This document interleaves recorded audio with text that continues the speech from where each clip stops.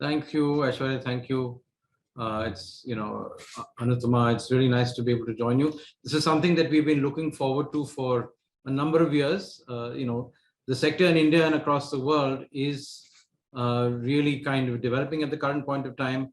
And we're hoping that it can fill a big gap in the building of institutions and, of course, individual capacities to be able to enable urban transformation. So I'm going to quickly share my screen and then we can get going on a quick presentation. Very quickly, I mean, what is the context as far as India is concerned? India is going through a dramatic urban transformation.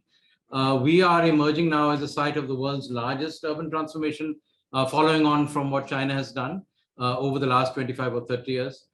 India is projected to add at least 300 million people to urban areas in the next 20 to 30 odd years, as far as that's concerned. And apart from the numbers, I think the most important question is this is a tremendous pivotal opportunity for economic development and sustainable livelihoods. We have 15 million young people who come into the workforce every year. Most of the incremental employment is going to come from urban areas as we transition from being a rural agrarian economy to one that's dominated by people working in significantly in urban areas. On services and, of course, manufacturing. But along with that, cities concentrate poverty, inequality, and environmental challenges.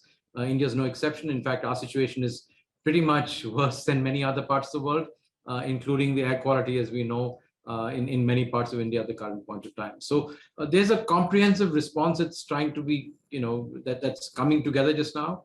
The government of India has just initiated its third generation of core urban missions. This is the third generation of kind of reforms and missions that we're seeing, including what we call Amrit 2.0 and SPM 2.0. And of course, that's on top of earlier programs, including smart cities, the Prime Minister's Awas Yojana, which is the largest housing program of its kind in the world, and a program that's focused on heritage areas. So there's a whole range of these initiatives that are in place. But the other interesting thing that's happening simultaneously is, apart from work in the public stream, there's a considerable amount of private sector activity, both starting from really small artisan-led groups all the way up to very large institutions, focusing on infrastructure, housing, and real estate. Of course, that's happening in other places, but these are the primary areas which are sort of driving both employment and output. And of course, in actual practice, urban transformation is not possible without the active participation, especially in a country like India, of households, of informal enterprises, which dominate the livelihood landscape, and of course, civil society organizations. So a whole range of things happening here, but the fundamental challenge that we see, of course, is that there are some fundamental constraints. I mean, the most important constraint, and that is why IHS was established, a little bit more than a decade ago, and that is to find and educate and train people who can take and bring all of these processes together. So we're talking about educating a new generation of interdisciplinary urban practitioners, and also a new knowledge paradigm, which brings together practice, research, and teaching together. The reason for that is the biggest challenge we have is actually integration and bringing together processes. We need specialists, and they're very important, whether it's planners or engineers or people working in health or education or social development. But the biggest challenge that we have at the moment, especially in the capacity development stage, is to string all of these things together. Whether it is SPM2 or Amrit 2, etc. So what are our core challenges here? I think the fundamental challenge, and I speak very frankly and openly here, is weak urban governance. We're not the only part of the world that has this challenge. We'll be talking to colleagues from other parts of the world who actively understand this. Billy spent much of his life working out of other parts of the world, including Africa. So the core thing as far as India is concerned is, we have now more than 25 years, actually it's going on to 28 years, of our 74th constitutional amendment that created an entirely new level of governance in open local bodies. That's not working very well, unlike what's happened in urban areas, rural areas. There's a very weak fiscal base of most urban local bodies, especially as we have rolled out our post-GST reforms. The real operational governance challenge at the city scale is a fragmentation between state governments who effectively run and manage most urban processes, the urban local bodies that are meant to be the constitutional authorities, but have both weak mandates and no capacities, and the parastatals, which are very important, whether they're development authorities or service delivery based parastatals in multiple states. So there's a lot of fragmentation at that space. There also is a very serious challenge, and this came up almost, over the last 10 years or so, but this came up into sharp relief in the 15th Finance Commission report and a discussion that we had about 2 weeks ago about implementation of governance reforms, about urban leadership. Unlike many other parts of the world, much of South Asia and India in particular does not have specialized municipal cadres in many parts of the country, which basically means people are moved around from one job to the other. They don't actually have the training and the incentives to be able to try and build and organize activity at the city level. So, civil servants in India are quite surprised to see that city managers are active and can deliver a lot, even in many parts of sub-Saharan Africa, apart from other parts of the world. There's also a deep deficiency in terms of skills and interdisciplinary knowledge in urban institutions. And I'm highlighting the interdisciplinary engagement because eventually the citizen does need to bring everything together as far as she's concerned, whether it's water or sanitation or housing or employment access. It doesn't really matter which part of government or which part of the private sector actually brings us together, but the citizen needs it all brought together as far as that's concerned. And the COVID-19 pandemic has very dramatically exacerbated these gaps. We've seen that in the the report that came out today on inequalities in the country. So there's also a change of mindset that's required. I think the most fundamental thing is the recognition that urban areas are drivers of economic and social transformation. And this is an ongoing debate, but the facts on this, I think, are pretty clear.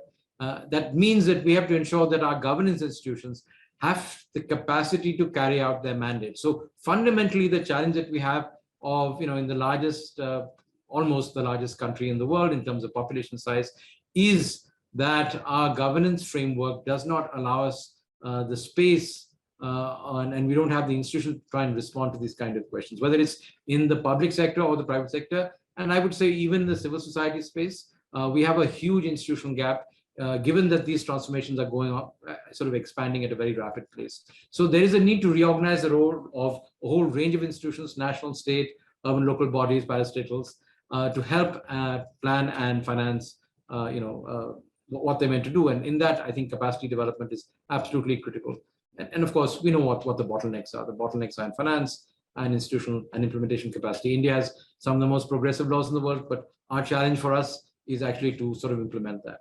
The other thing that's starting to complicate things is that our economic geography and our landscape is changing very dramatically. So this is a very recent piece of work that we did last year for the Finance Commission that looks at the clustering of economic activity. And what seems to be emerging now over this decade is 5 mega urban regions: National Capital Region, which will probably have a cluster of more than, between 30 to 50 million people, depending on how you count it.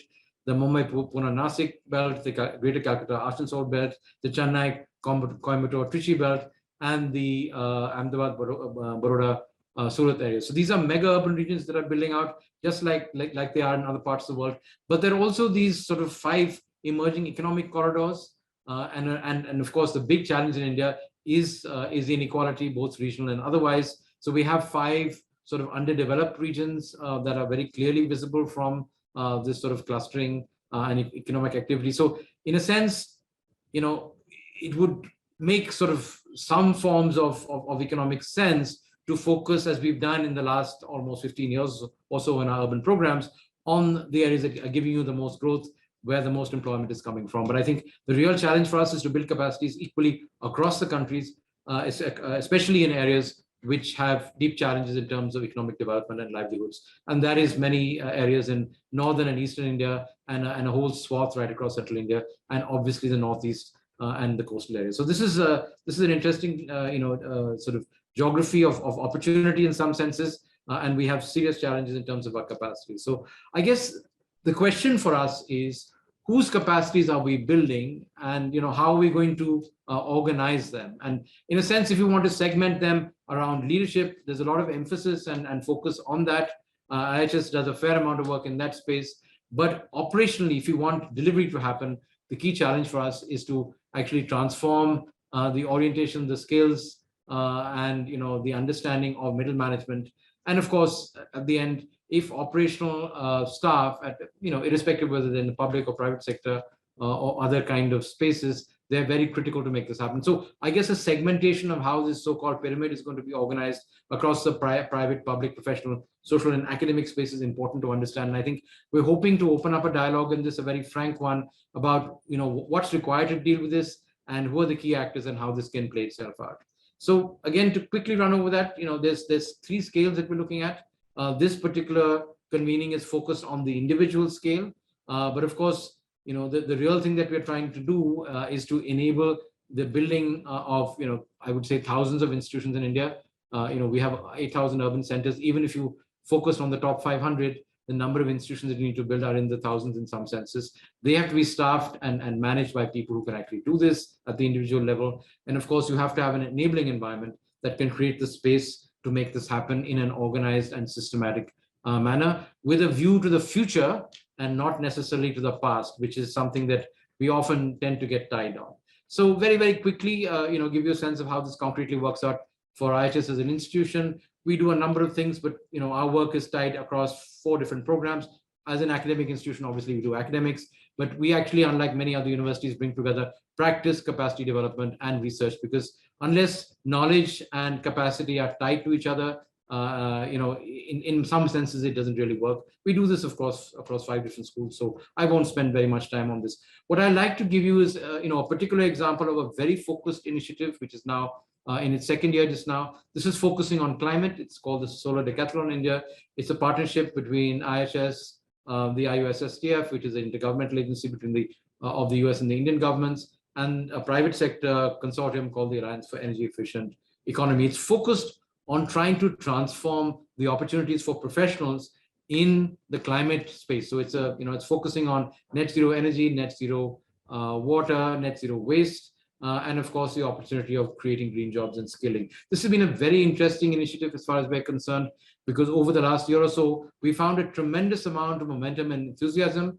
We are now in this cycle. This year, we have about almost 1,000 students, 100 faculty members from about 100 plus institutions. But most interesting, a large number of private developers, industry partners, government agencies, and civil society organizations working on how to make buildings sort of more efficient, carbon neutral, etc. So what I'm saying is there are new forms of engagement that are emerging, which cut across multiple sectors. It's not only the government or the private sector, which has its own ways of doing it, or civil society organizations. We have to look at heterodox means of trying to pull this together.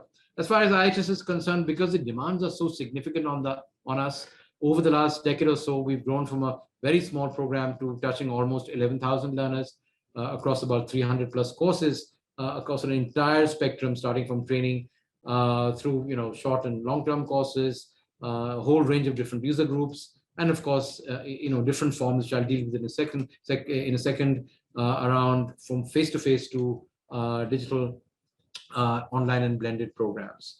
Over the years, we've actually been able to build a fairly significant footprint. Like I said, there are about 8,000 odd people, including 2,000 odd IS officers that we've been training. But I guess the real achievement we have, like many of other colleagues on this, is actually working with ULB officials across, maybe around almost 800 cities across most. So, I mean, what advantages we have?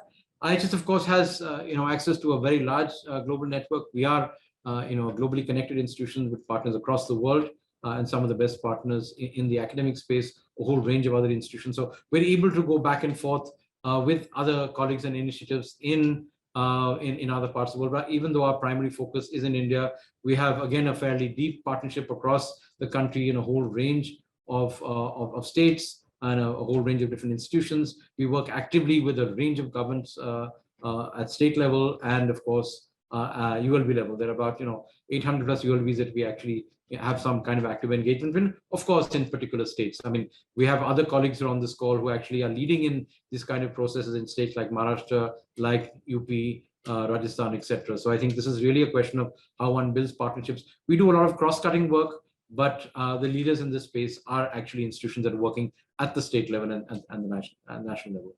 I just want to highlight one thing that's happened to us after COVID. There's been a big shift, what we call our digital pivot, in the last couple of years or so. And that's been a challenge, but also a very interesting opportunity in some senses. We now, in about 30 odd programs, have reached about, let's say, 1,500 plus people, but all digitally because of the imperatives of COVID. So at one point of time, many of us struggled with the idea of trying to go digital, but in a sense, that's sort of forced our hand.